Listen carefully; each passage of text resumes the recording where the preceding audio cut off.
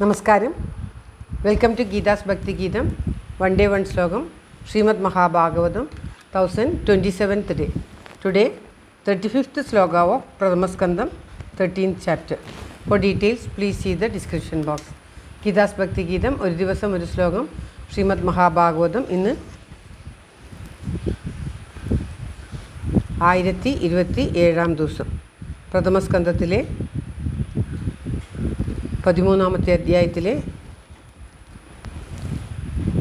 35ാമത്തെ ശ്ലോകം. ഓം നമോ ഭഗവതേ വാസുദേവായ. ഓം ശ്രീകൃഷ്ണ പരമാത്മനേ നമ. ഹരിശ്രീ ഗണപതയേ നമ. അവിഘ്നമസ്തു ശ്രീ ഗുരുഭ്യോ നമ. ഓം തത്സത്.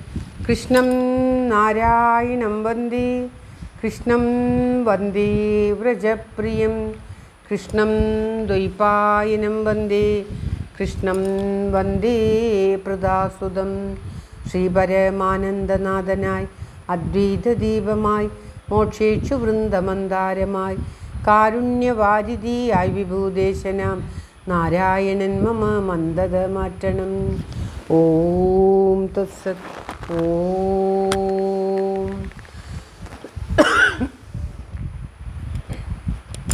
ശ്രീമദ് മഹാഭാഗവതം പ്രഥമസ്കന്ധത്തിലെ 13ാമത്തെ അധ്യായത്തിലെ 35ാമത്തെ ശ്ലോകം. വിമൃജ്യാശ്രൂണി പാണിഭ്യാം വിഷ്ടഭ്യാത്മാനമാത്മന അജാതശത്രും പ്രത്യുജേ പ്രഭോ പാദാവനുസ്മരൻ. ഓം തത്സത്.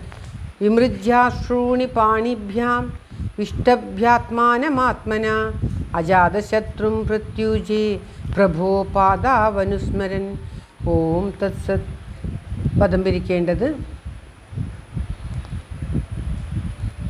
വിമൃജ്യ അശ്രൂണി.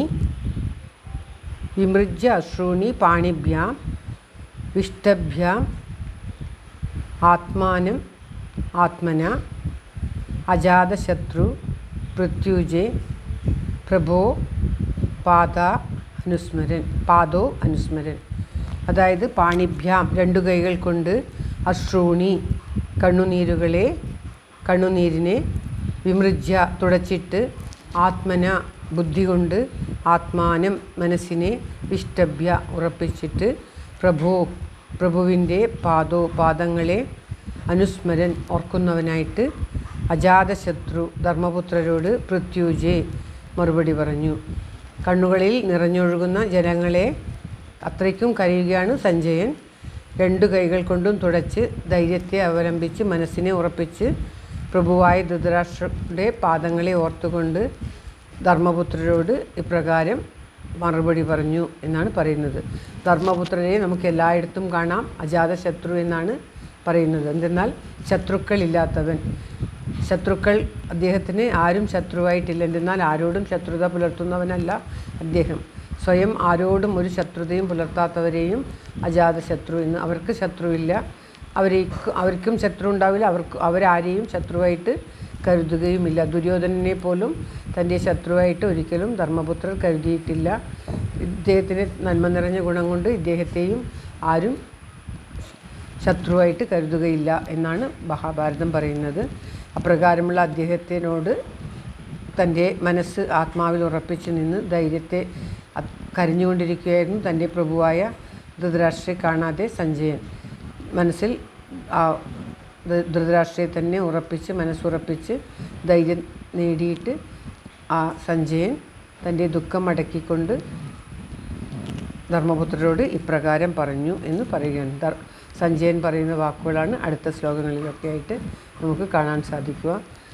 സഞ്ജയൻ്റെ തൻ്റെ പ്രഭുവോടുള്ള ഭക്തി, തൻ്റെ യജമാനോടുള്ള ഭക്തി വളരെയധികം നമുക്ക് ഈ ശ്ലോകങ്ങളിൽ സ്പഷ്ടമാവുകയാണ്. അദ്ദേഹത്തെ കാണാത്തപ്പോഴുള്ള അദ്ദേഹത്തിൻ്റെ ദുഃഖവും അദ്ദേഹത്തെ തന്നെ ഓർത്തുകൊണ്ട് മനസ്സിൽ ഉറപ്പിച്ച് അദ്ദേഹത്തെ വന്ദിച്ചുകൊണ്ട് മറുപടി പറയുന്നതും ഒക്കെ നമുക്ക് ഒരു പാഠം മാതിരിയാണ്. ഇപ്രകാരമുള്ള മനുഷ്യനായിരുന്നാലും ധൃതരാഷ്ട്രയെക്കുറിച്ച് നാം പറയും. പുത്രസ്നേഹം വളരെയേറെയായിരുന്നു. എങ്കിലും മറ്റു പല നല്ല ഗുണങ്ങളും അദ്ദേഹത്തിനുണ്ടായിരുന്നു. ഏതൊരു മനുഷ്യനും ദുർഗുണങ്ങളുണ്ടെങ്കിലും അവർക്കായിട്ട് ചില നല്ല ഗുണങ്ങളും ഉണ്ടാകും. ആ നല്ല ഗുണങ്ങൾ അവരെ ഇഷ്ടമുള്ളവർക്ക് വളരെയേറെ പ്രിയപ്പെട്ടതായിരിക്കും എന്ന് നമുക്ക് ഈ ശ്ലോകങ്ങളിൽ നിന്നും മനസ്സിലാക്കാവുന്നതാണ്. ശ്ലോകം ഒരിക്കൽ കൂടി. വിമൃജ്യാശ്രൂണി പാണിഭ്യാം വിഷ്ടഭ്യാത്മാനമാത്മന അജാതശത്രും പ്രത്യുജേ പ്രഭോ പാദാവനുസ്മരൻ. സർവത്ര ഗോവിന്ദനാമ സങ്കീർത്തനം. ഗോവിന്ദ ഗോവിന്ദ.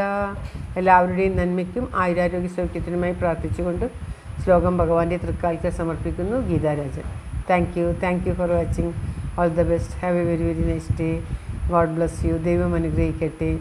എല്ലാവർക്കും എല്ലാവിധ ആയുരാരോഗ്യ സൗഖ്യവും നന്മയും ഉണ്ടാകട്ടെ. ഓം തത്സത്.